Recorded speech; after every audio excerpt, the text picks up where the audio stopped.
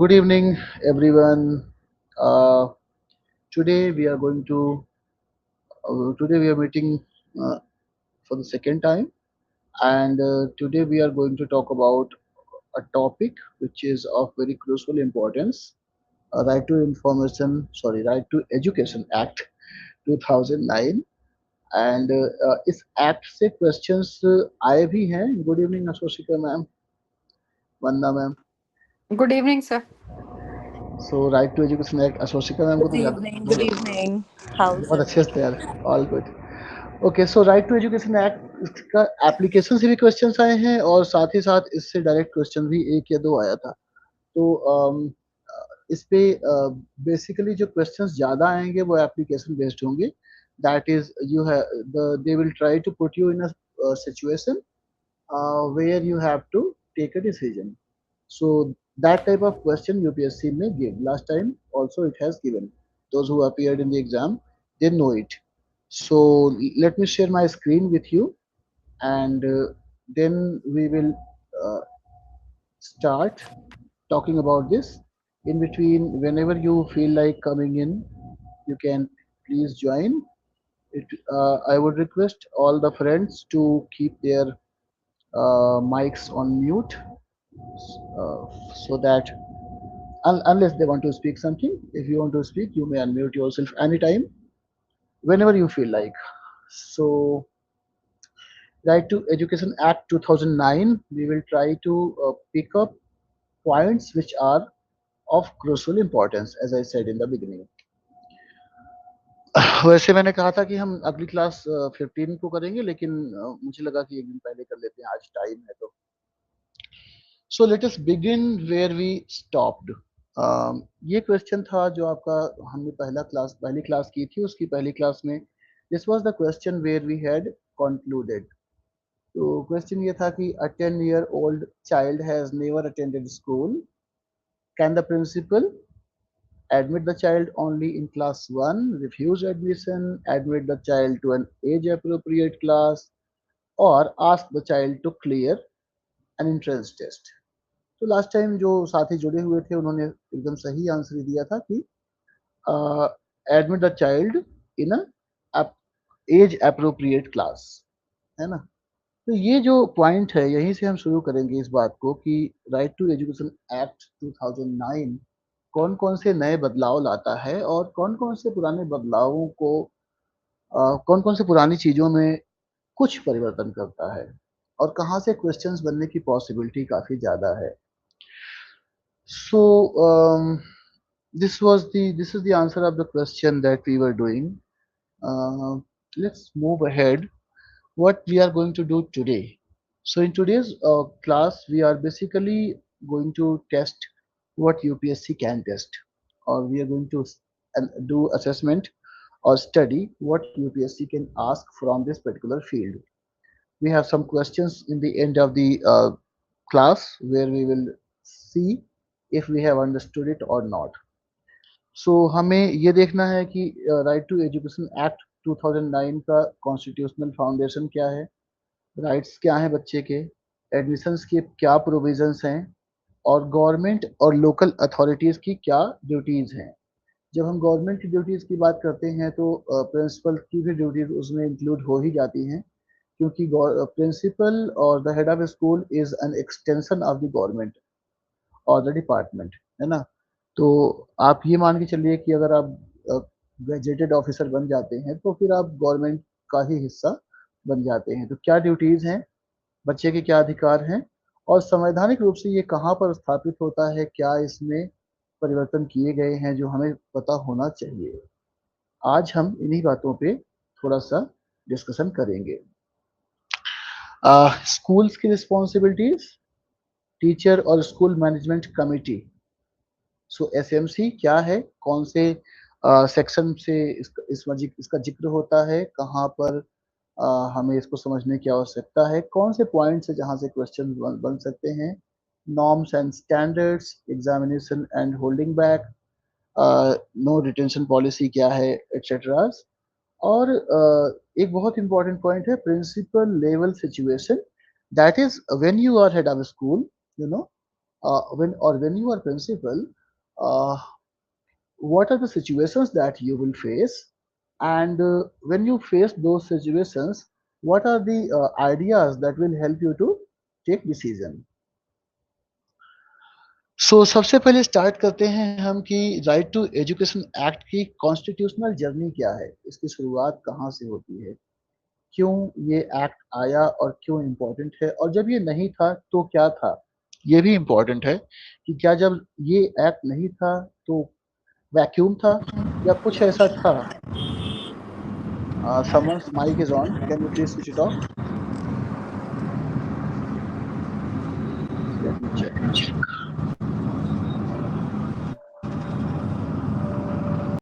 Okay, I have switched it off from my side. All right. Uh, so where did the Right to Education Act come from? So originally, it actually got some motivation from Article 45, which was part of directive principles. It was not something which was mandatory or legally workable कि इस पे कार्य करना ही है, otherwise नहीं करेंगे तो इस पे कोई कानूनी कार्यवाही होगी। डायरेक्टिव प्रिंसिपल्स क्या है आप लोगों को पता होगा, नहीं पता होगा तो छोटा मोटा गूगल करके जान जाएंगे। आर्टिकल 45 डायरेक्टिव प्रिंसिपल का ही एक पार्ट था, लेकिन 86th कॉन्स्टिट्यूशनल अमेंडमेंट किया गया 2002 में।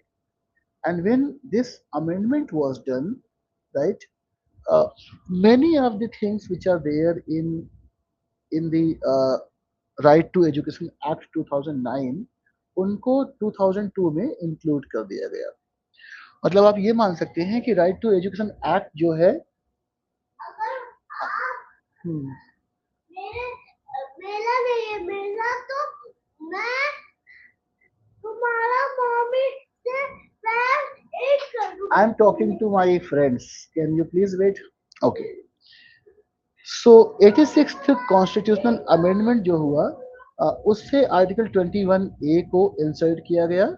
और बेसिकली आर्टिकल 21A क्या है, ये हम सबको लगभग पता है, मैं रिपीट कर देता हूँ, लास्ट क्लास में भी हमने बात की थी कि हर एक बच्चे को जो 6 to 14 ईयर्स के बीच में है उसको फ्री और कंपलसरी एजुकेशन मिलनी चाहिए, ये आर्टिकल 21A कहता है। और इसको 86वें संशोधन से 86 संविधान संशोधन से आर्टिकल 21A को फंडामेंटल राइट्स में इंसर्ट किया गया। तब तक 21 ही था, 21A बनाया गया। और ये जो 2002 में संशोधन हुआ, आपका 86 कॉन्स्टिट्यूशनल अमेंडमेंट 2002 से 2009, 7 ईयर्स का जो टाइम है जब राइट टू एजुकेशन एक्ट नहीं आया था, during these 7 years, Article 21A was, you can say, practically functioning as the Right to Education Act. इतना important ये आर्टिकल था। तो हम ये आर्टिकल 21A 45 और एक आर्टिकल 51A के है, इसकी बात आगे आने वाली स्लाइड्स में करेंगे। सबसे पहले देखते हैं कि what was the position originally, शुरुआत में क्या पोजीशन थी। When the Constitution came into force in 1950, education was not a fundamental right. यानी 1950 में जब संविधान बना तो एजुकेशन एक फंडामेंटल राइट नहीं था, क्योंकि उस समय आर्टिकल 21A नहीं था। आर्टिकल 45 जो कि DPSP, जो पॉलिटिकल साइंस के हमारे फ्रेंड्स हैं वो बहुत ज़्यादा अच्छे से समझ पाएंगे इसको, हम लोग तो इंग्लिश के हैं, थोड़ा बहुत जानते हैं। तो आर्टिकल 45 जो आपका है वो डीपीएसपी का मतलब होता है directive principles of state policy. So basically ये वो प्रिंसिपल्स हैं जो संविधान कहता है कि जो स्टेट उसको अचीव करने की कोशिश करेगा, वो कर पाएगा, कितने समय में कर लेगा, नहीं कर पाएगा, ये एक अलग मुद्दा है। अगर मान लो वो अगले 1 साल, 10 साल या 20 साल में नहीं कर पाएगा तो स्टेट पे कोई कार्यवाही नहीं होगी, लीगली बाउंड नहीं है। बट डीपीएसपी कहता है कि इसको प्राप्त करने का प्रयास करेगा स्टेट। तो 2002 से पहले आर्टिकल 45 जो था वो एक तरीके से गाइडिंग लाइट की तरह काम कर रहा था, और it directed the state to endeavor to provide free and compulsory education for all children until they completed 14 years of age. तो ये आर्टिकल 45 आज भी है, लेकिन आर्टिकल 45 जो वर्तमान में है और जो उस समय था उसमें काफी फर्क है। अभी वाला आर्टिकल 45 मॉडिफाइड हो गया है। कैसे मॉडिफाइड हुआ है उसको थोड़ी देर में हम देखते हैं। बट ये जो उस समय आर्टिकल 45 था जो कि डीपीएसपी का पार्ट था, directive principles of the state policy, उसमें ये कहा गया था कि स्टेट गवर्नमेंट्स हो या कोई भी गवर्नमेंट हो, सेंट्रल गवर्नमेंट, वो with in the 10 years from the commencement of the constitution, मतलब 1950 से लेके 1960 के बीच में, इन 10 सालों में सभी बच्चे जो 14 साल की उम्र तक के होंगे उनको compulsory and free, focus on these two words, free and compulsory, है ना। हो सकता है आपसे इंटरव्यू में ये क्वेश्चन पूछा जाए कि ये फ्री एंड कंपल्सरी क्या है। So we will talk about this. तो फ्री एंड कंपल्सरी एजुकेशन देने की बात की गई थी इवन इन 1950, बट वो डीपीएसपी का पार्ट था, वो कोई कानूनी मान्यता उसको प्राप्त नहीं थी। इसका बैकग्राउंड अगर हम समझने की कोशिश करें, मैंने डीपीएसपी के बारे में आपको बताया। The source of the concept of directive principles of state policy is the Spanish constitution. अब ये इतना तो शायद नहीं आएगा, लेकिन फिर भी मैं आपको बता देता हूँ कि डीपीएसपी बेसिकली स्पेनिश कॉन्स्टिट्यूशन से आया था। स्पेनिश कॉन्स्टिट्यूशन से में से निकल करके ये आयरिश में आया और आयरिश कॉन्स्टिट्यूशन से होकर के हमारे में आया। और आर्टिकल 45 हमारे जो कॉन्स्टिट्यूशन में आया डीपीएसपी में, वो बेसिकली आयरिश कॉन्स्टिट्यूशन से आता है। सो कॉन्स्टिट्यूशन के पार्ट 4 में, या ये आप लोग याद रखिएगा, ये थोड़ा सा इंपॉर्टेंट है। कॉन्स्टिट्यूशन का जो पार्ट 4 है, the part 4 of the constitution of India, उसमें आर्टिकल 36 टू 51 दिए गए हैं।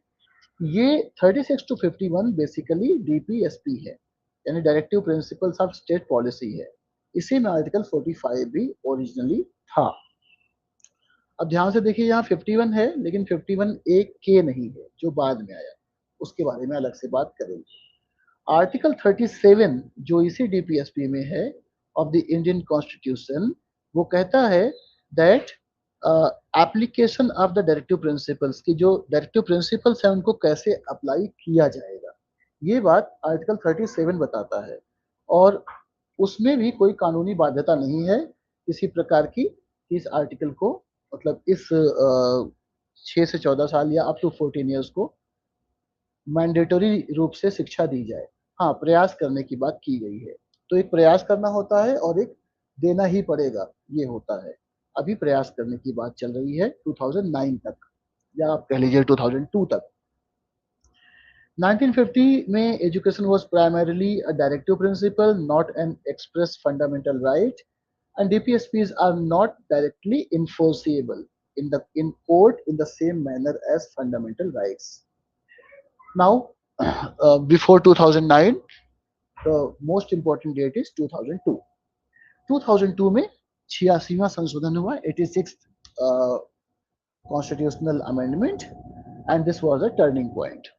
The constitutional amendment of 2002 made three important constitutional changes relating to children's education.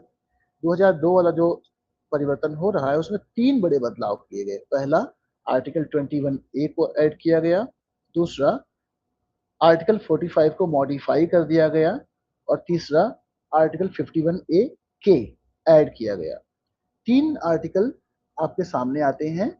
21 ए नया आर्टिकल है, 51 ए के नया आर्टिकल है, 45 आर्टिकल पहले ही था लेकिन उसको मॉडिफाई किया गया है, उसका रूप बदल दिया गया है। ये 2002 में होता है। तो हम एक एक करके देख लेते हैं कि ये तीनों क्या थे। सबसे पहले हम बात करते हैं आर्टिकल 21 ए, जो कि इंसर्ट किया गया, क्योंकि 21 था, 21 ए नहीं था। आर्टिकल 21 ए कहता है, the state shall provide free and compulsory education to all children aged 6 to 14 years in such manner as the state may by law determine। 21 ए कह रहा है कि स्टेट जो है कानून या तो बनाएगा, है ना, या तो कानून को जो ऑलरेडी एग्जिस्टेड है उनको फॉलो करेगा, और किसी भी तरीके से 6 to 14 ईयर्स के बच्चों को free and compulsory, focus on free and compulsory education देगा। स्टेट कैसे देगा ये स्टेट के ऊपर छोड़ दिया गया है, और देना पड़ेगा ये बात ये कंफर्म कर रहा है। This place the right with in part 3 fundamental rights. तो जो ये 21A है ये फंडामेंटल राइट्स के बीच में आ जाता है, क्योंकि 2002 के पहले ये फंडामेंटल राइट एजुकेशन नहीं था, लेकिन 2002 में ये फंडामेंटल राइट बन जाता है। All right. So this is 21A. I hope I have made myself clear. In case there is some confusion, you may ask me anytime. Second change, article 45 जो पहले से ही डीपीएसपी का पार्ट था, directive principles of state, क्या था DPSP का full form, DPSP का part था, उसको मॉडिफाई किया गया। तो पहले जो आर्टिकल 45 था वो कह रहा था कि 14 साल की उम्र तक के बच्चों को आपको एजुकेशन फ्री एंड कंपल्सरी देने का प्रयास करना है, ये डायरेक्टिव प्रिंसिपल्स में था। 2002 में इसको मॉडिफाई कर दिया गया। 2002 में जब मॉडिफाई किया गया तो मॉडिफाई करने के बाद, let me check who is speaking,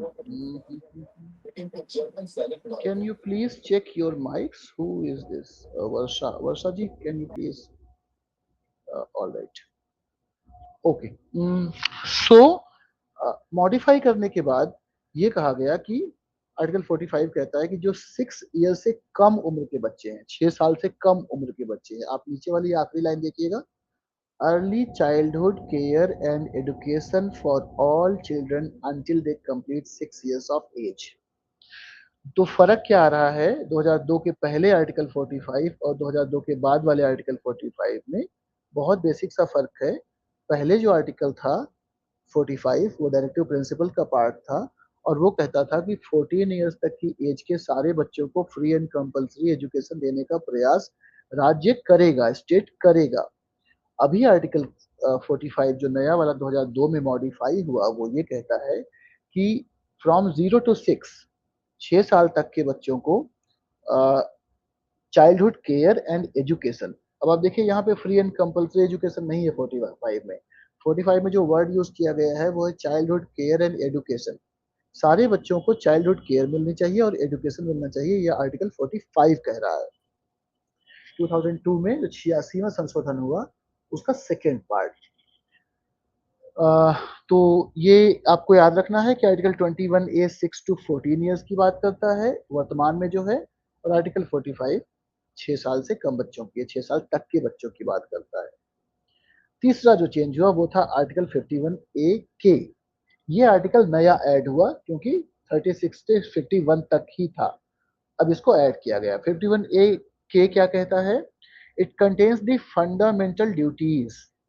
51A जो है वो फंडामेंटल ड्यूटीज को कंटेन करता है, और उसी फंडामेंटल ड्यूटीज के विद इन 51A के ये आर्टिकल प्लेस किया गया है।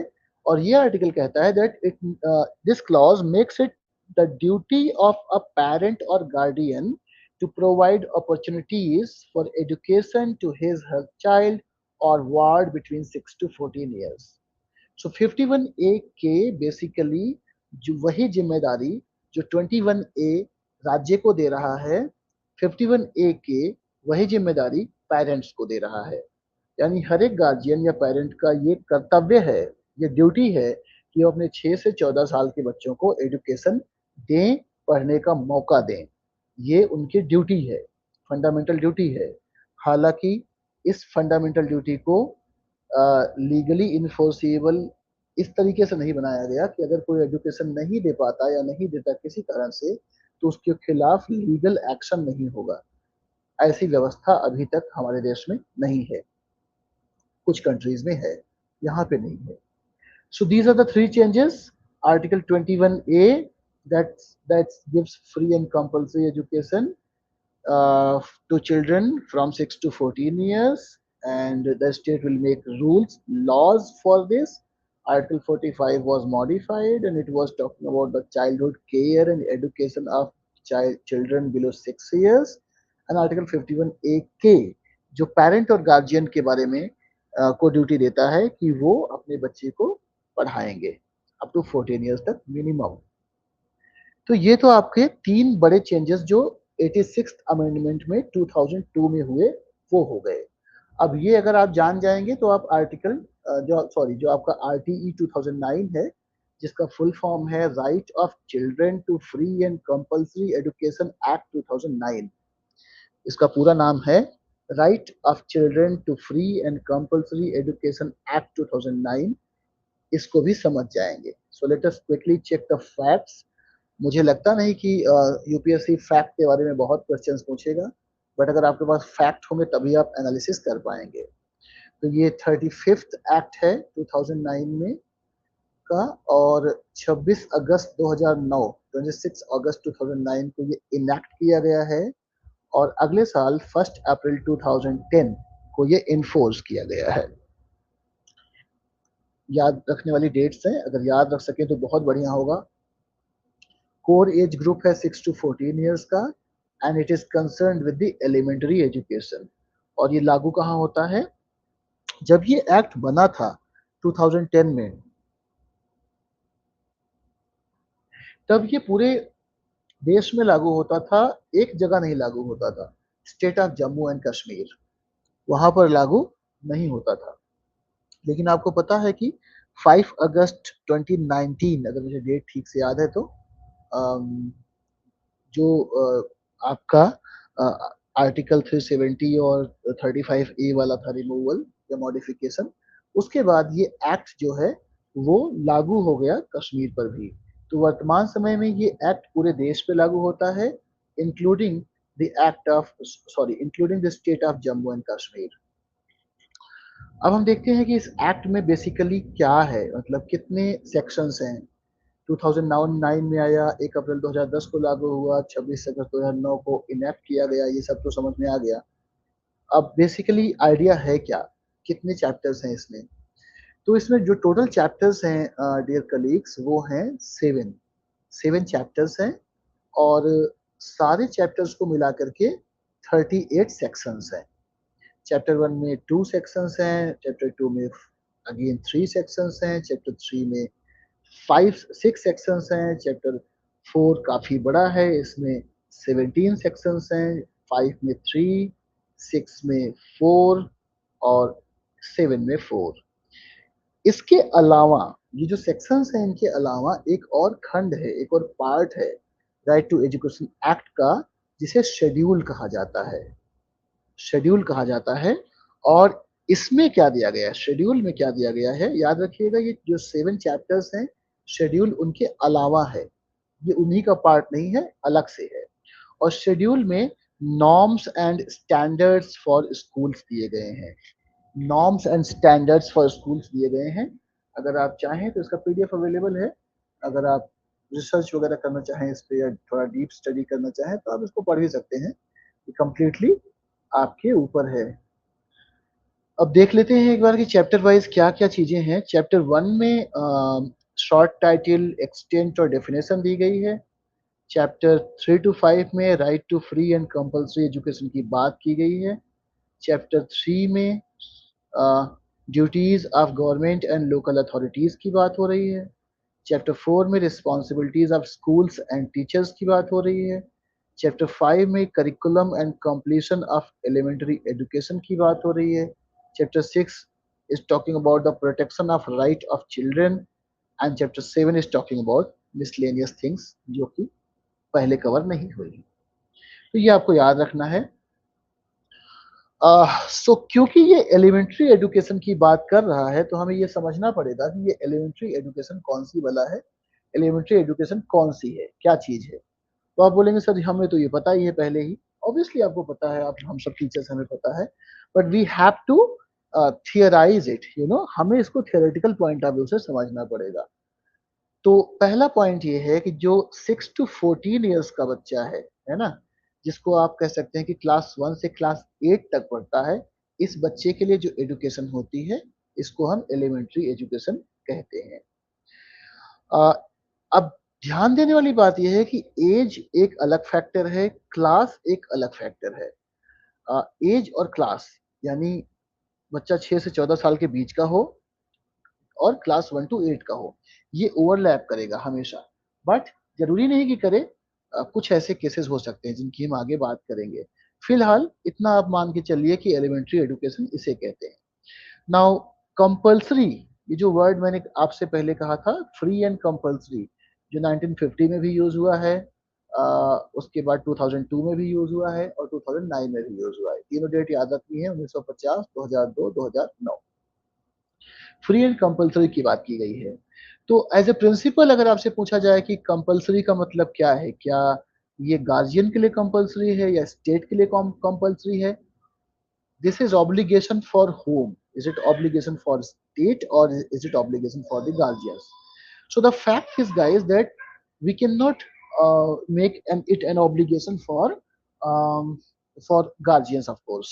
So this is compulsory for the state to provide the opportunities. Guardian के लिए भी है 51A के, बट उसमें लीगल एक्शन नहीं हो सकता। यहाँ पर ये कॉन्स्टिट्यूशनल राइट हो जाता है एजुकेशन, और इसलिए उनको बच्चे को अधिकार देना पड़ेगा, बच्चे को पढ़ने का मौका देना पड़ेगा। तो ये हो गया आपका कंपल्सरी वर्ड की मीनिंग। अब हम देखते हैं ये फ्री वर्ड की क्या मीनिंग है। मान लीजिए एक स्कूल कहता है कि हम तो बच्चे को ट्यूशन फीस चार्ज नहीं कर रहे हैं, ट्यूशन फीस फ्री है ना। और बच्चा कहता है कि चलो मुझे तो यूनिफॉर्म नहीं है मेरे पास, या यूनिफॉर्म है तो बहुत अच्छी यूनिफॉर्म नहीं है, बैग नहीं है, बुक नहीं है, पेन नहीं है। और ये कुछ ऐसे कारण हैं, कुछ ऐसे कारण है, यहाँ तक कि अगर बच्चे का स्कूल दूर है और कहता है कि मेरे पास पैसे नहीं है कि मैं रोज स्कूल जा पाऊं, है ना, तो ये सारा का सारा जो खर्चा है, ये सारा खर्चा गवर्नमेंट का उसको उठाना है। जो 2009 का एक्ट है वो ये कह रहा है कि फ्री एजुकेशन का मतलब है कि वो कंप्लीटली फ्री होनी चाहिए। इसका मतलब ये नहीं कि बस आपने ट्यूशन फीस फ्री कर दिया। ऐसी कोई भी चीज जो बच्चे को पढ़ाई करने में प्रॉब्लम क्रिएट कर रही है, उसको दूर करना सरकार की ड्यूटी है। So you can not say we are not charging tuition fee. You have to give uniform, you have to give books and all the other things. और हम सब मतलब those who are in this session, most of us are government school teachers. Some private school teachers are also there, of course. So we all know that the school is providing everything. पहले तो कुछ 1-2 रुपए fees लगती भी थी 2020 के पहले, जब कोविड नहीं था। अब तो वो भी completely नहीं लगती। Okay, so the concept of free education is wider than merely zero tuition fee. It is not simply zero tuition fee, it is much more than that. Section 4, अब मैं कुछ ऐसे सेक्शंस की बात करूंगा। मैंने आपको सारे सेक्शंस के बारे में बता दिया, but I will try to talk about some sections which are very important, है ना। So section 4 basically talks about the out of school child. Out of school child ये अभी काफी बड़ा टॉपिक है। अभी जो पिछली डायरेक्टर ऑफ एजुकेशन थी मिस रेड्डी, उन्होंने इसको काफी जोर शोर से उठाया था। आउट ऑफ स्कूल चाइल्ड कौन है? A child has never been to school.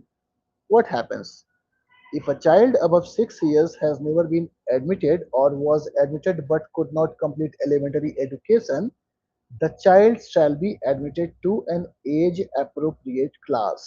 आपको याद रखना है कि ये एज अप्रोप्रिएट क्लास एक इंपॉर्टेंट फ्रेज है। बच्चा 10 साल का है, 12 का है, 13 का है, अगर वो स्कूल में आता है 14 से कम है और उसने कहा मैंने कभी पढ़ाई नहीं की है, तब भी उसको कोई रिफ्यूज नहीं कर सकता, उसका एडमिशन लेना पड़ेगा। उसके पास डेट ऑफ बर्थ का प्रूफ नहीं है, उसके पास पेपर्स नहीं है, फिर भी एडमिशन लेना पड़ेगा। हाँ, आप प्रूफ मांग सकते हैं, ऐसा नहीं कि आप मांग नहीं सकते, बट आप उसको रिफ्यूज नहीं कर सकते हैं। एंड मान लीजिए एक बच्चा 10 साल का है और 10 साल के का बच्चा काखा गाघा लिखना नहीं आता, तो स्टेट गवर्नमेंट वो सुविधा प्रदान करेगी कि उस बच्चे को एलिमेंट्री एजुकेशन दी जाए और उस लेवल तक लाया जाए। ये आपका आउट ऑफ स्कूल चाइल्ड के बारे में सेक्शन 4 कहता है।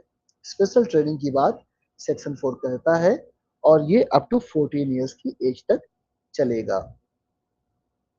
तो जैसे मैंने एग्जांपल दिया आपको कि 12 इयर्स का बच्चा है तो उसको स्पेशल ट्रेनिंग दी जाएगी, और जब तक वो 14 इयर्स का नहीं हो जाएगा तब तक उसको फ्री एजुकेशन मिलेगी। बट एक इसमें क्रिटिकल पॉइंट है। मान लीजिए बच्चे ने 12 साल की उम्र में पढ़ाई शुरू किया एंड हमने बच्चे को स्पेशल ट्रेनिंग दे दिया। बच्चा 13 साल का हुआ और 14 साल का वो क्रॉस कर गया, और 14 साल क्रॉस करने के बाद भी वो कक्षा 8वीं में है। अभी उसके 5, 7, 8, 10 महीने बचे हैं। तो क्या 14 साल क्रॉस करते ही उसका फ्री एंड कंपल्सरी एजुकेशन से वो फ्री हो जाएगा? क्या स्कूल बोलेगा अब तो ये 14 क्रॉस कर गया, अब हम इसको एक्स्ट्रा पढ़ाई नहीं देंगे, अब हम इसको पढ़ाएंगे नहीं, फ्री में नहीं पढ़ाएंगे? ऐसा नहीं है। अगर बच्चे ने, ये बहुत इंपॉर्टेंट पॉइंट है, अगर बच्चे ने पढ़ाई शुरू कर दी है और कक्षा 8वीं में 7, 8, 10 महीने भी रह जाते हैं, वो 14 ईयर्स के अबव भी हो जाता है, तो in any case he will be treated under this act RTE, and he will be treated as he is up to 14 years.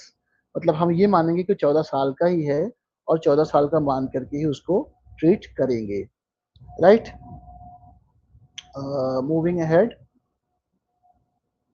Section 5 बात करता है ट्रांसफर की। ये कुछ सेक्शंस जो मैंने इंपॉर्टेंट लिखे हैं, आप लोग थोड़ा सा प्लीज अपने माइंड में रखने की कोशिश करिएगा कि out of school child section 4 का है और क्या कहा गया उसमें। सेक्शन 5 जो ट्रांसफर की बात करता है, उसमें क्या कहा गया है? सेक्शन 5 कहता है कि एक स्टूडेंट किसी भी स्कूल में ट्रांसफर ले सकता है। हम ये नहीं कह सकते कि ट्रांसफर सर्टिफिकेट नहीं है तो आपको हम ट्रांसफर नहीं देंगे। अगर चाइल्ड किसी जगह मूव करना चाहता है किसी कारण से, ये नहीं कि अपने मन से कभी भी घूमता रहे, बट अगर उसका कोई कारण है, दूसरे स्कूल जाना चाहता है, वो ट्रांसफर मांग रहा है और टीसी नहीं है उसके पास, ट्रांसफर सर्टिफिकेट नहीं है, फिर भी उसका ट्रांसफर नहीं रुकेगा। TC can not be a ground for delaying और डिनाइंग एडमिशन। टीसी की वजह से हम एडमिशन मना नहीं कर सकते। इसमें सिद्धांत ये है कि documentation must not defeat the child's right to education. बच्चे के पास फंडामेंटल राइट है एजुकेशन का, आप कागज ना होने की वजह से उसको पढ़ने से रोक नहीं सकते हैं। सेक्शन 14 एंड 15 जो एडमिशन की बात करता है, याद रखने वाले दोनों हैं, अगेन 14 15 वेरी इंपॉर्टेंट। एडमिशन की बात करता है, वो इसमें दो इंपॉर्टेंट बातें हैं। पहला, प्रूफ ऑफ एज की बात करते हैं। अगर बच्चे के पास प्रूफ ऑफ एज नहीं है तो क्या हम बच्चे को एजुकेशन नहीं देंगे, क्या एडमिशन नहीं लेंगे? बिल्कुल नहीं। सेक्शन 14 कह बिल्कुल ले लेंगे। सेक्शन 14 कहता है कि child can not be denied admission merely because age proof is unavailable. Age proof नहीं, वो लिख के दे देगा कि मैं इतने साल का हूँ, आपको एडमिशन लेना है। उसके कुछ आप प्रैक्टिकली आप देख सकते हैं कि हाँ भाई डॉक्यूमेंट कुछ ना कुछ तो वो ले ही आता है। प्रैक्टिकल अलग ग्राउंड है, बट हम कानून की बात कर रहे हैं, कानूनी रूप से मना नहीं कर सकते। डॉक्यूमेंट मंगा ले वो एक अलग बात है। सेक्शन 15 कहता है कि a child seeking admission can not be denied merely because admission is sought after the prescribed और एक्सटेंडेड पीरियड। फिर डेडलाइन निकल गई भाई, टाइम निकल गया, इस साल का हो गया, अगले साल आना, ये सारी बातें डिनायल मानी जाएंगी। और सेक्शन 15 साफ साफ कहता है कि भले ही टाइम निकल गया हो, एक्सटेंडेड पीरियड हो, कुछ भी हो, आप 6 to 14 ईयर्स के बच्चे को डिनाई नहीं कर सकते हैं। सो अगर आप आरटी का एक रिस्पॉन्सिबिलिटी मैप देखेंगे कि किसके पास क्या रिस्पॉन्सिबिलिटी है, तो आप इस मैप को यूज कर सकते हैं। सबसे पहले बच्चे के इस अधिकार को इंश्योर करने की जिम्मेदारी जो गवर्नमेंट है, स्टेट गवर्नमेंट बेसिकली उसकी है, क्योंकि education is in the list of leading concurrent मेरी लिस्ट। क्लास कब लेगी? It is in the concurrent list. 17 के बाद मैं भी ज्वाइन कर लूंगी। ठीक है। All right. So local authorities क्या करेंगे? Local implementation. स्कूल में अगर कोई प्रॉब्लम्स आ रही है तो वो जो आपका एमसीडी है, जो भी लोकल अथॉरिटीज है वो देखेंगी। स्कूल का काम क्या है? Admission plus education. टीचर का क्या रोल है? टीचिंग प्लस प्रोफेशनल ड्यूटीज जो उनकी है। और पेरेंट और गार्डियन का क्या रोल है? Admit child to elementary education. And SMC का क्या रोल है? Monitor plus plan. ये सारी चीजें एक्ट, जो एक्ट है आपका 2009 का, उसमें क्लियरली मेंशन की गई है, डिटेल में बताई गई है किसकी क्या जिम्मेदारी है। अब हम सेक्शन 8 और 9 पे आते हैं। गवर्नमेंट एंड लोकल अथॉरिटीज, इन दोनों की क्या रिस्पॉन्सिबिलिटीज हैं? वैसे देखा जाए तो गवर्नमेंट लोकल अथॉरिटीज लगभग लगभग एक है, लेकिन गवर्नमेंट बेसिकली हम स्टेट गवर्नमेंट को मान लेते हैं, लोकल अथॉरिटीज हम जो आपका एमसीडी वगैरह है उसको मान सकते हैं।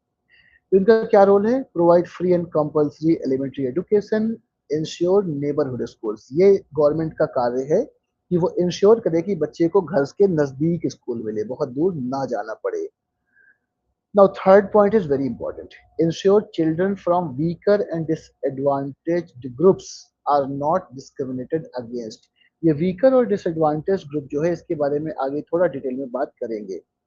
इंफ्रास्ट्रक्चर और टीचिंग स्टाफ मुहैया कराना गवर्नमेंट का कार्य है। एडमिशन, अटेंडेंस और कंप्लीशन ये सारे गवर्नमेंट के कार्य हैं। क्वालिटी एलिमेंट्री एजुकेशन मिले ये भी गवर्नमेंट की जिम्मेदारी है। टीचर्स को प्रॉपर ट्रेनिंग मिले ये भी गवर्नमेंट की जिम्मेदारी है। और स्कूल की प्रॉपर मॉनिटरिंग हो ये गवर्नमेंट और लोकल अथॉरिटी दोनों की जिम्मेदारी है। सेक्शन 10 बात करता है duty of parents and guardians की। सेक्शन 10 में आपको बताया गया पेरेंट्स की क्या जिम्मेदारी है। और वो 51 ए के जो आपका है वहां पर भी पहले यही जो 2009 के पहले इंपॉर्टेंट था उसी चीज को यहाँ सेक्शन 10 में रखा गया है। तो पहला तो उनकी जिम्मेदारी है कि बच्चे को एडमिशन दिला दें। उसके बाद फिर उनकी जिम्मेदारी है कि वो उसको प्रॉपरली टेक केयर करें और स्कूल भेजें। यहाँ पर आपको याद रखना है कि you should not be confuse this with article 51 ए के with the statutory provisions of the RTE act. RTE act का प्रोविजन अलग है, 51 ए के अलग है। उनकी जो भावनाएं हैं वो एक दूसरे से मिलती हैं, वो एक अलग बात है। Section 12 talks about the responsibility of school. तो गवर्नमेंट स्कूल्स की रिस्पॉन्सिबिलिटीज स्पेसिफाइड की गई हैं। इसमें और भी तरीके के स्कूल्स होते हैं, गवर्नमेंट स्कूल इकलौता तो है नहीं। गवर्नमेंट स्कूल एक है, कुछ अलग कैटेगरी वाले स्कूल हैं जैसे कि माइनॉरिटी स्कूल्स हो गए या किसी और तरीके का स्कूल, एडेड स्कूल्स हो गए और अनएडेड प्राइवेट स्कूल्स हो गए। इन सारे स्कूलों के लिए कुछ कुछ बदलाव के साथ प्रोविजंस दिए गए हैं जिनको हमें थोड़ा आइडिया दिमाग में रखना है। तो अब आप नीचे देखिए 25% admission provision under section 12(1)(c). ये सेक्शन 12(1)(c) क्या है ये थोड़ा सा इंपॉर्टेंट है, इसको हम आगे देखेंगे। और ये 25% एडमिशन का मतलब क्या है ये भी हम समझने की कोशिश करेंगे आगे। सो बेसिकली सेक्शन 12 जिसकी हम बात कर रहे हैं वो क्या कह रहा है, वो डिफरेंट टाइप्स ऑफ स्कूल्स के बारे में बता रहा है कि उनकी क्या रिस्पॉन्सिबिलिटी है। Let's start with the government schools. Government school की क्या रिस्पॉन्सिबिलिटी है? Free and compulsory education to all children admitted. अब देखिए यहाँ पे 25% EWS, weaker section, disadvantage section का कोई जिक्र है ही नहीं। इसलिए नहीं है क्योंकि गवर्नमेंट स्कूल तो किसी को रिफ्यूज करता ही नहीं है।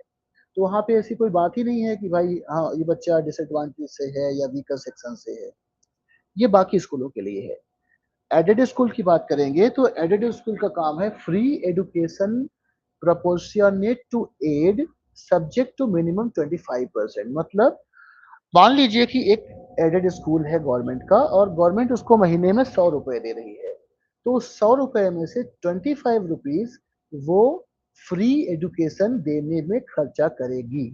ये राइट टू एजुकेशन एक्ट 2009 अपने सेक्शन 12 में बताता है। अगला, specified category school, for example minority and others, at least 25% at entry level for weaker section and disadvantage group। अब ये डिसएडवांटेज ग्रुप और जो वीकर सेक्शन है इसको आप इकोनॉमिकली वीकर सेक्शन से मत कंपेयर करिएगा। इकोनॉमिकली वीकर सेक्शन जिसको ईडब्ल्यूएस कहते हैं जो बाद में आया, वो इसमें इसका पार्ट हो सकता है बट उसका सिनोनिम्स नहीं है। राइट। बेसिकली जो डिसएडवांटेज ग्रुप है वो कास्ट वाले फैक्टर से ही आता है, एससी एसटी वगैरह। और जो वीकर सेक्शन है वो इकोनॉमी वाले फैक्टर से आता है। लेकिन ये ईडब्ल्यूएस का सिनोनिम नहीं है क्योंकि 2009 में ईडब्ल्यूएस नहीं था। तो स्पेसिफाइड कैटेगरी स्कूल जो है जिन भी बच्चों का एडमिशन लेते हैं उसमें इंश्योर करेंगे कि 25% डब्ल्यूएस और डीजी के बच्चे हों। अब आते हैं हम प्राइवेट स्कूल्स पे। प्राइवेट स्कूल्स दिल्ली में बहुत है और उनका जिक्र अक्सर होता रहता है। हर एक सरकारी स्कूल डी नॉमिनी भी होता है उसका। अब at least 25% at the level of weaker section और डीजी। हमारे दिल्ली में क्या होता है, दिल्ली में तो डायरेक्टली खुद ही एडमिशन करता है, वो चूज करता है कौन सा बच्चा होगा कहाँ पे जाएगा। और अगर आप को मैं वो वाली स्लाइड दिखा सकूं, मुझे मिल जाए तो, नहीं तो मैं पीछे आके बाद में दिखा दूंगा आपको। चलो, राइट। तो जो हमारा डीओई है वो डिसाइड करता है कौन सा बच्चा कौन से स्कूल में जाएगा। और बेसिकली हम अगर आप प्राइवेट स्कूल से बात करेंगे तो आप बोलेंगे 25% हम ईडब्ल्यूएस ले रहे हैं। वो ईडब्ल्यूएस ही नहीं ले रहे हैं, उसमें 3% आपका सीडब्ल्यूएसएन भी है 25 के अंदर ही, है ना। तो और 25% मैक्सिमम लिमिट है जिनको वो लेंगे। और अलॉट कौन करेगा? डीओई खुद ही अलॉट कर देता है दिल्ली में। ये जानना चाहिए कि दिल्ली की जो व्यवस्था है वो व्यवस्था उसने कैसे अडॉप्ट किया इसको। 2009 का जो एक्ट है उसको दिल्ली ने कैसे अडॉप्ट किया, इस पर क्वेश्चन आने के चांसेस काफी स्ट्रांग हैं। ऑल राइट, सेक्शन 13 की बात करते हैं। तो सेक्शन 13 कहता है कि कैपिटेशन फी स्कूल नहीं चार्ज कर सकता और किसी तरीके की स्क्रीनिंग नहीं कर सकता।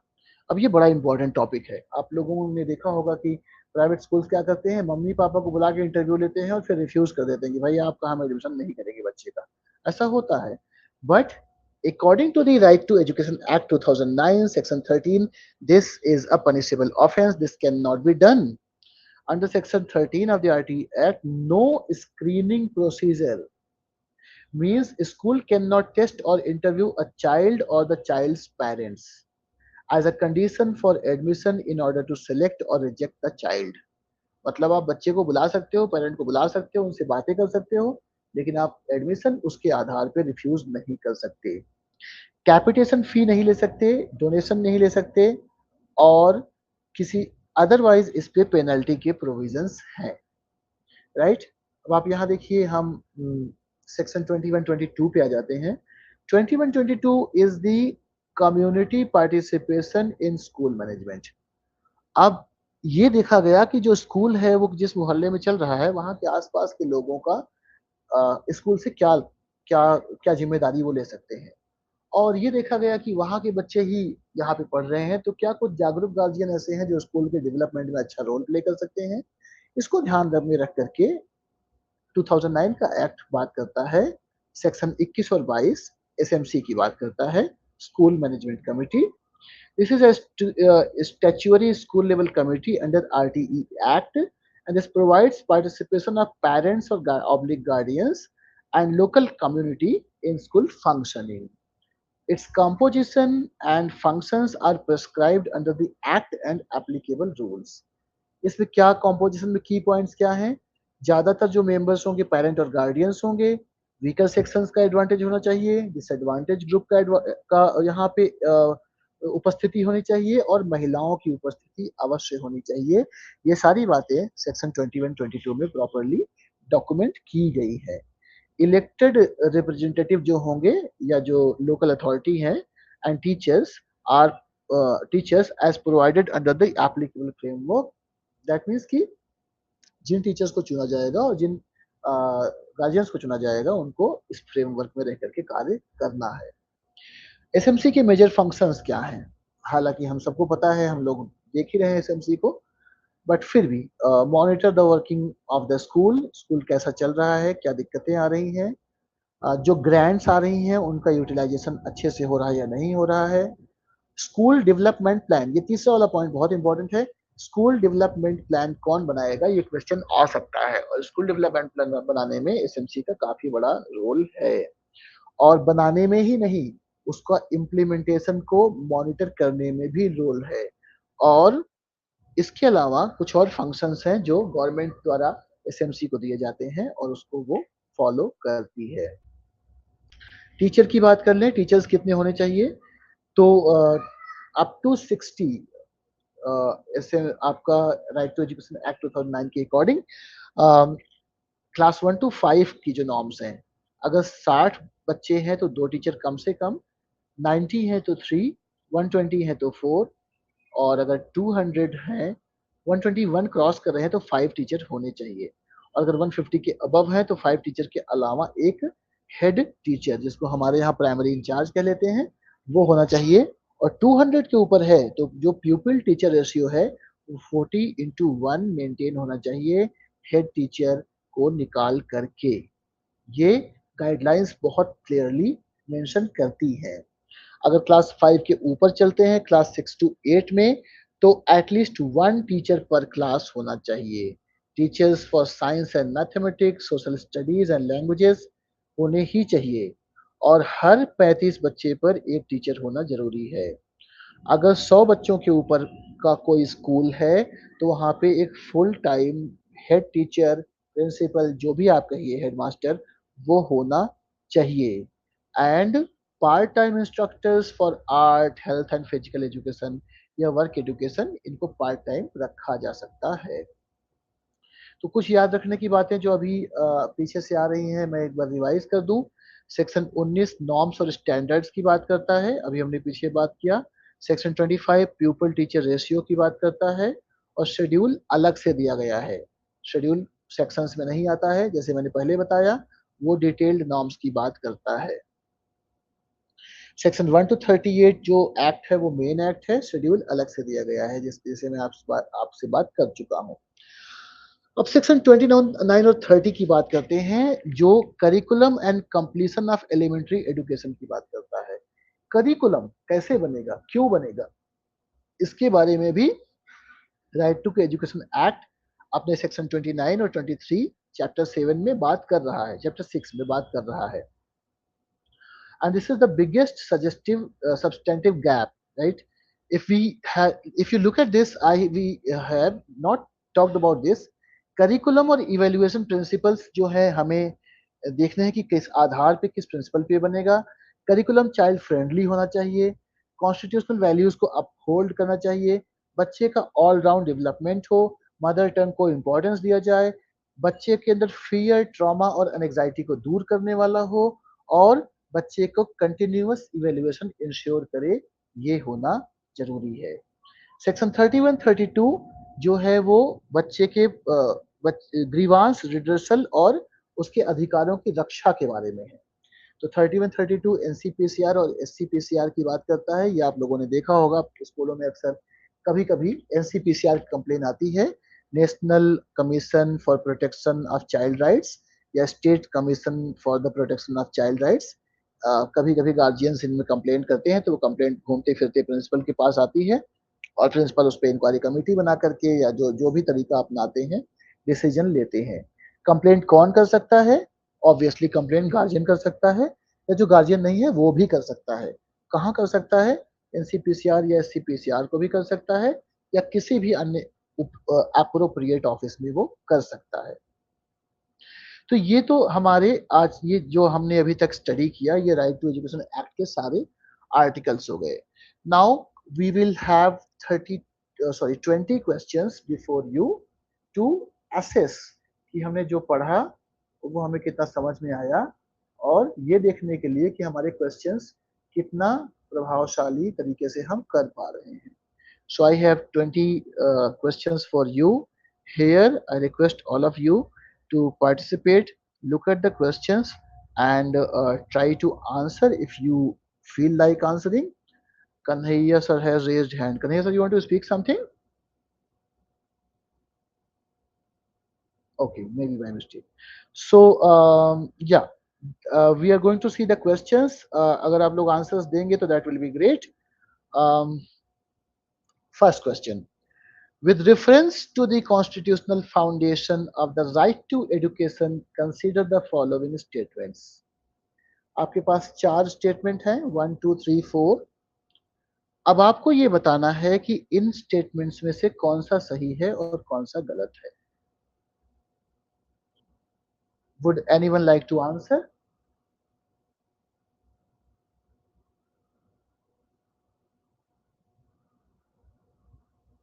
कोई आंसर देना चाहेगा? चलिए हम डिस्कशन कर लेते हैं। आर्टिकल 21 ए को 86 कॉन्स्टिट्यूशनल अमेंडमेंट से इंसर्ट किया गया, सही है। आर्टिकल 21 ए गारंटी करता है free and compulsory education to children between 6 to 14, ये भी सही है। The 86th amendment substituted the existing Article 45 with a provision relating to elementary education, ये गलत है, because elementary education 6 to 14 की बात करता है, और जब 86वां संशोधन हुआ था तो आर्टिकल 45 एलिमेंट्री एजुकेशन की बात ना करके care of the child child की बात करता है up to 6 years of age. पहले ये 14 साल तक की उम्र के लिए था, लेकिन जब 2002 में चेंज हुआ तो ये सिर्फ 6 साल तक का हो गया। और चौथा आर्टिकल 51 ए के places a duty on parents and guardians regarding education of the children between 6 to 14 years, ये भी सही है। तो आपका आंसर जो सही है वो है answer A, that is 1 2 and 4 are correct, 3 is wrong। मैंने बताया आपको कि 3 wrong क्यों है। अगर आपको कहीं भी डाउट लगे तो आप प्लीज पूछ सकते हैं कभी भी। Question 2, A 12-year-old child has never attended school. The child's parents approach a government school for admission. The principal says that the child must first pass an entrance test and, if admitted, will have to study in class 1 because the child has no previous school record. Which of the following is the most appropriate response under the RTE framework? RT framework में इस परिस्थिति में सबसे महत्वपूर्ण response कौन सा है? Okay, पहला, both decisions are valid because the school must establish the child's academic level sir before ये admission. तीसरा, सर इसमें सी सी सी पार्ट। है। सर सी ऑप्शन सही होगा।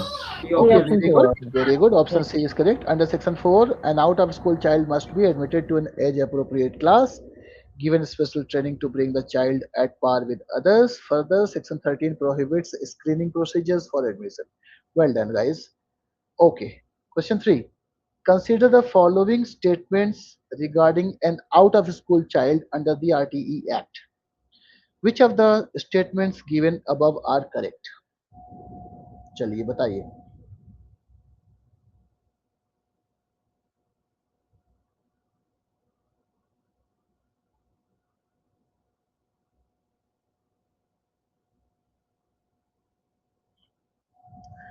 All right, should I explain them? पहला और दूसरा तो सही है ही, तीसरा वाला आपको sir B doubt? Part, sir B. B part, ठीक है, आंसर बी है, वेरी गुड. B option. हाँ ठीक है, थैंक यू. आप जब आंसर बोले तो अपना नाम भी बोल सकते हैं क्योंकि मैं स्क्रीन देख नहीं रहा हूँ. Okay, free education will continue even after the age 14, ये हमने बात किया था, तो 1, 2 and 4. Okay. Question 4. A child seeking transfer from one school to another does not possess a transfer certificate.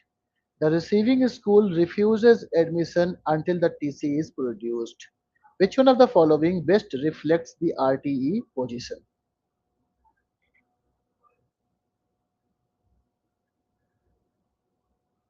Sir C part.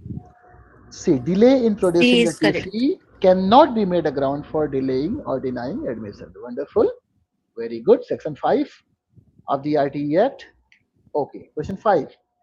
With reference to section 12 of the RTE Act, consider the following.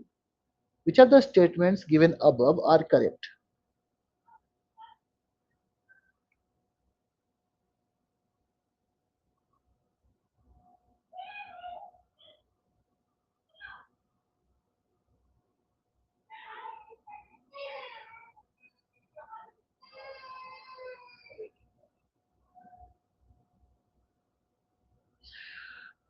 Okay, so let's analyze this. Pehla, the Act imposes different responsibilities on different categories of schools. Yes.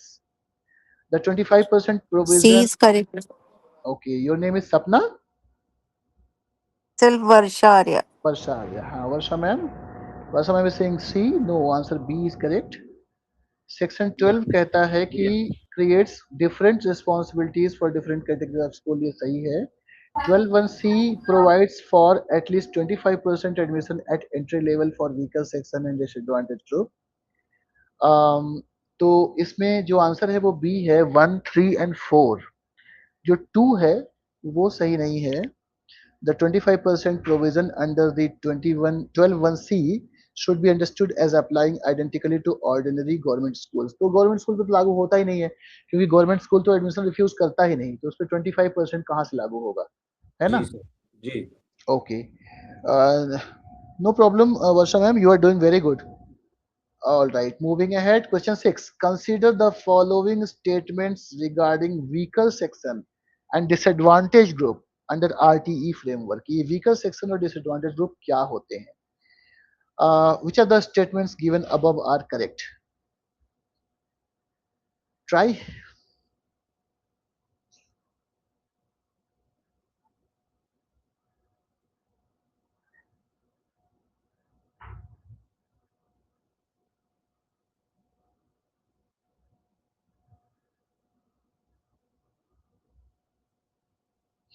Okay, let's quickly look at the answer just to make it more clear, because If you see, the answer says answer is A. 1 and 3 are correct.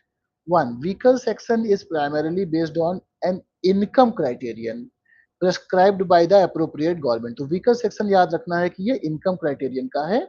और 3 सही है. Disadvantage group जो है वो basically cast वाला factor भी हो सकता है और बाकी जो फैक्टर्स हैं CWSN वाला फैक्टर भी हो सकता है.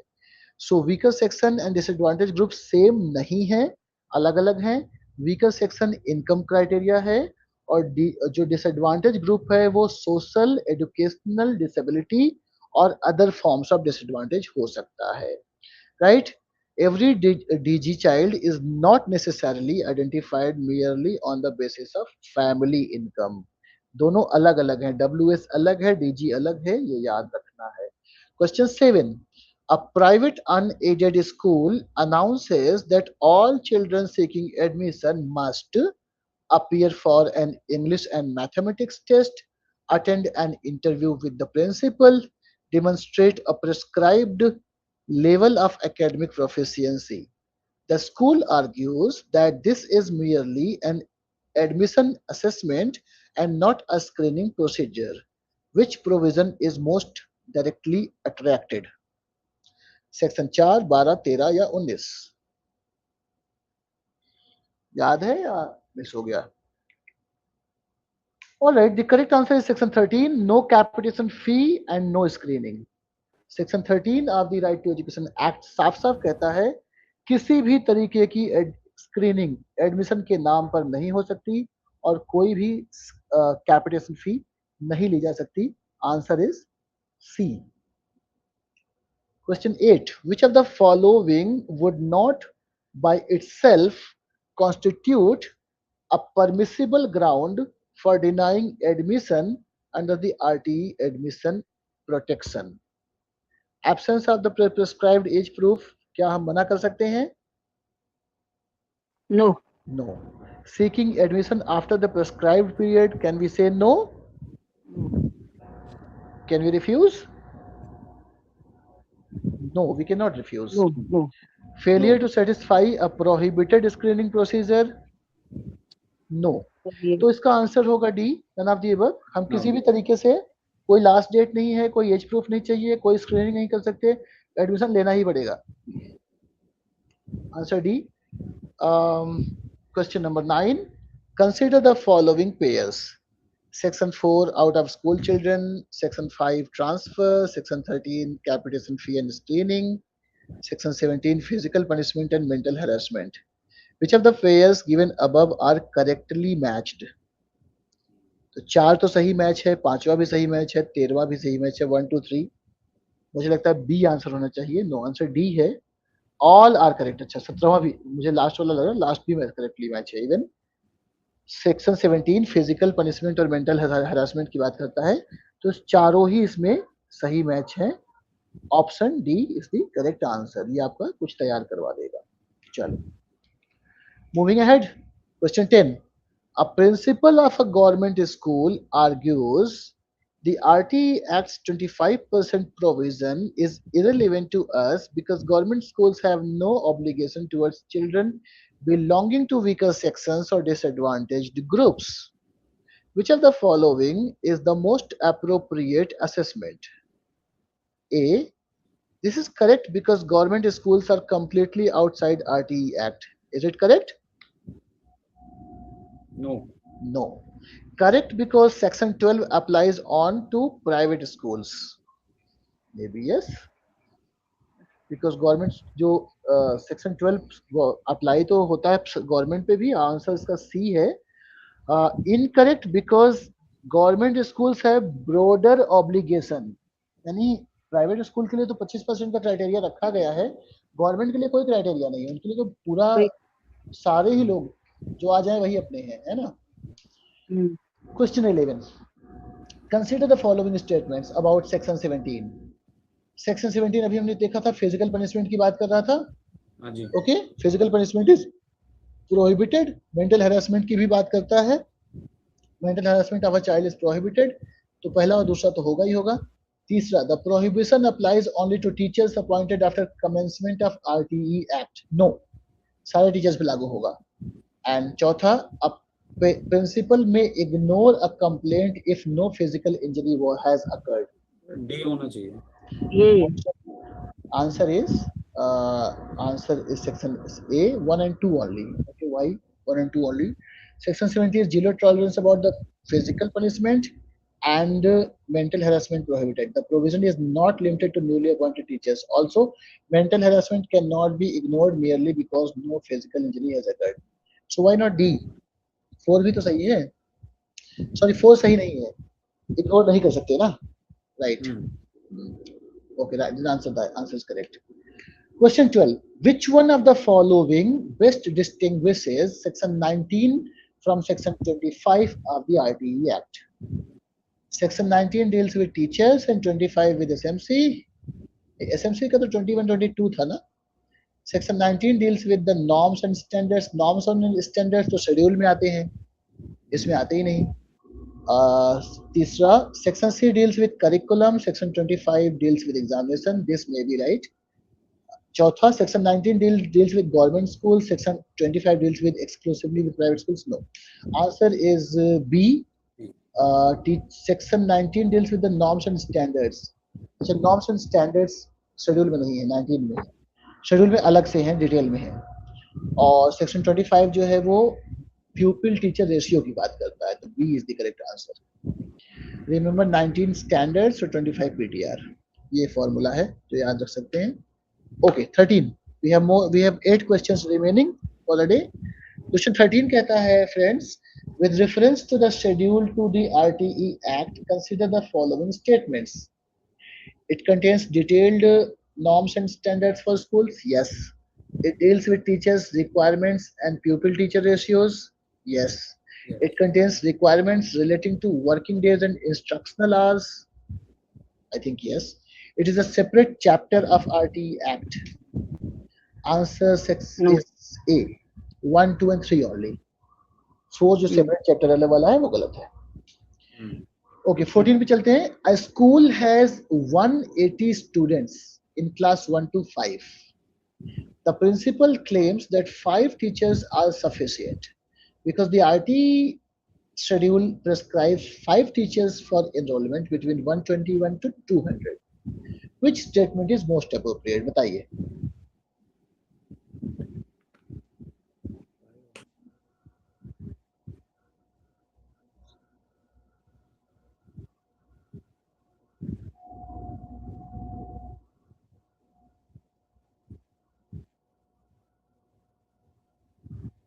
Would you like to answer? Okay, so here's the answer. Answer C. The principal can simply say 5 teachers are enough because they are fewer than 200 children. C. The principal is correct only if the head teacher is included within the 5 teachers. क्योंकि 121 के ऊपर हमें 5 चाहिए और 1 minute. The principal is correct only if the head teacher is included within the 5 teachers. एक बार पीछे चलते हैं. हमने जो रेशियो देखा था सर 121 से 200 तक तो 5 है. सर 30 स्टूडेंट पर 1. हाँ, अभी सर 5 ही होगा. 5 ही होगा. प्लस हेड टीचर भी तो है. हाँ, तो 516. 150 के ऊपर अगर है तो हेड टीचर भी तो आ गया ना. तो इसलिए यहाँ पे हेड टीचर होना चाहिए. इसलिए मुझे हेड टीचर भी होना चाहिए, है ना. चलो, मूविंग अहेड. क्वेश्चन नंबर 15 पे आते हैं. Consider the following statements regarding school management committee. It is a statutory body under RTE framework. Yes. Parents, guardians have a significant role in its composition. Yes. It has a role in Yes. monitoring the functioning of the school. Yes. It has No. a अच्छा, functioning में नहीं है. ठीक है, देखते हैं. It has a role in school development plan. Yes, it has. The SMC is constitutionally superior to principal. No, it is not superior to principal. जी No. Sir. So the answer is B. B. 1, 2, 3 and 4. 4. है ना. इसमें 5वां गलत है. चलो, last 5 questions. Now we have question 16. A principal wants to prepare a school development plan entirely on his her own and subsequently inform the SMC of the decisions already taken. मतलब principal कह रहा है मैं खुद ही बना लूंगा school development plan, SMC वालों को बता दूंगा बना करके। वैसे अक्सर होता यही है, लेकिन क्या ये राइट टू एजुकेशन एक्ट के अकॉर्डिंग सही है? Read the options and tell me answer. Colleagues, dear friends, check it. B होना चाहिए sir, B B. Answer. This is inconsistent with this statutory role assigned to the SMC in relation to the school management plan. Yes, B is the answer. Great, wonderful. 17. Consider the following statements regarding government and local authority responsibilities under RTE framework. तो हमने बात किया था detail में कि government और local authorities की क्या रिस्पॉन्सिबिलिटीज हैं। आप देखिए कौन सा सही है इसमें।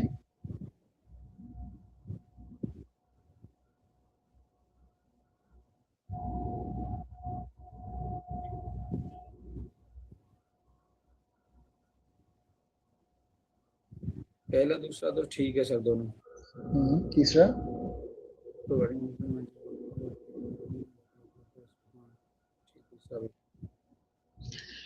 तीसरा भी सही है।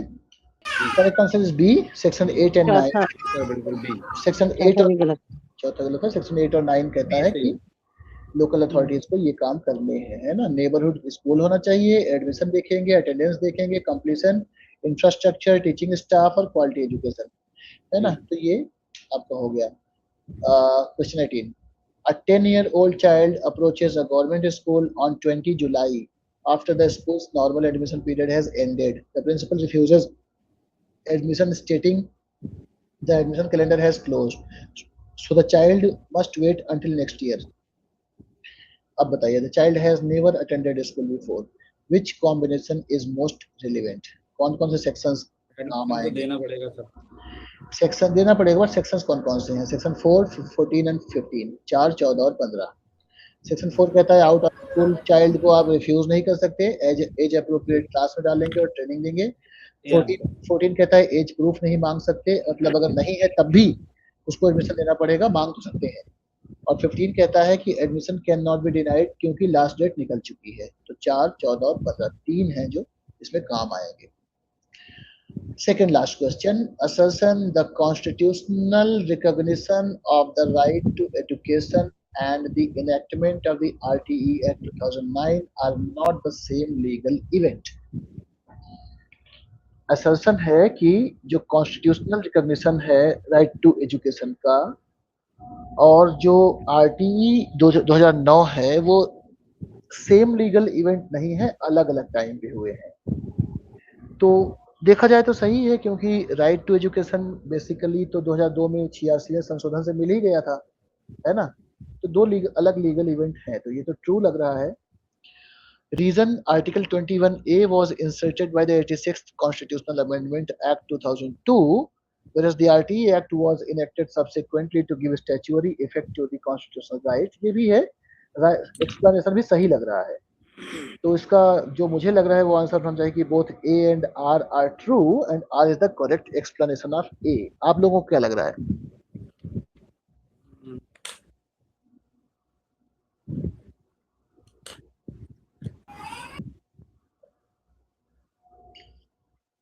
देखते हैं आंसर। आंसर ए है ना, क्योंकि 1 अप्रैल 2010 को लीगल गारंटी तो मिल ही गई थी, तो लीगल इवेंट एक हो गया और इसी को एक्सप्लेन भी किया है। Okay, last question. A child belonging to a disadvantaged group seeks admission to a school. The school principal argues, the child does not qualify under our merit criteria. We will first conduct an aptitude test and then decide whether the child is suitable for admission. Which combination most appropriately captures the legal issue involved? Screening procedure allowed नहीं है, admission protection दिया गया है, non discrimination कर नहीं सकते, और merit based selection as a prerequisite under section 13। Section 13 में है ही नहीं कि मेरिट बेस्ड करना है। तो जो करेक्ट आंसर है वो है आंसर बी, 1, 2 एंड 3, है ना।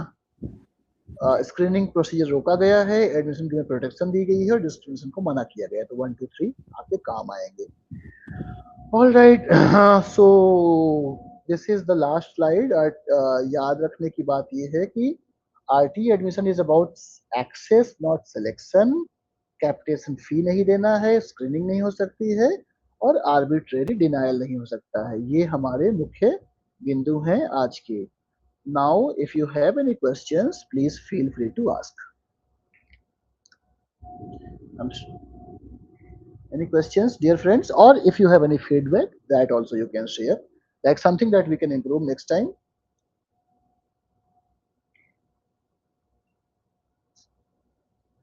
So I think वर्षा जी और जो सर बोल रहे थे उनका क्या नाम है?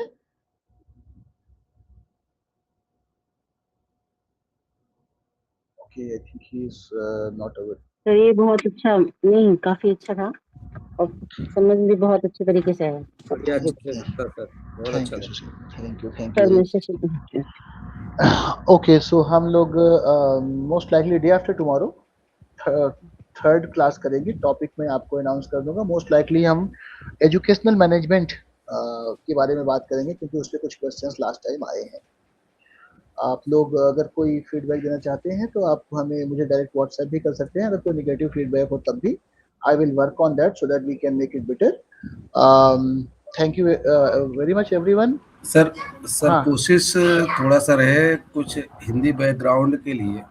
अच्छा, हाँ, मतलब कैसे? मतलब थोड़ा हिंदी जैसे में बोलो। क्वेश्चन के नीचे सर? अगर हिंदी, अच्छा, ठीक है, ठीक है। ओके।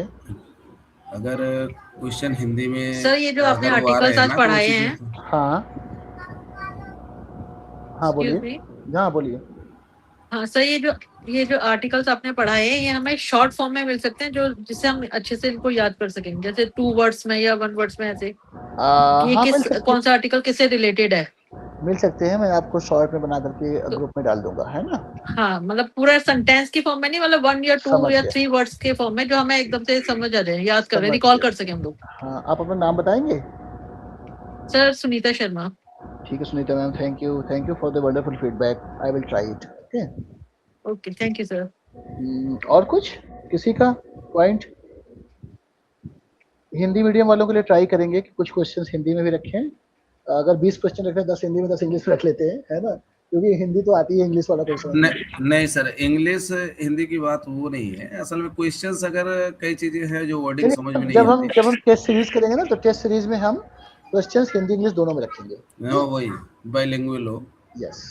सर क्वेश्चन का लेवल बहुत अच्छा था, सिचुएशन बेस्ड थे, हाँ, डायरेक्ट क्वेश्चन लेवल बहुत अच्छा था और आपने क्लियरिटी भी बहुत अच्छी की, लेकिन कुछ वर्डिंग नहीं। Thank you sir. सर आपका नाम क्या है? मनीष गुप्ता।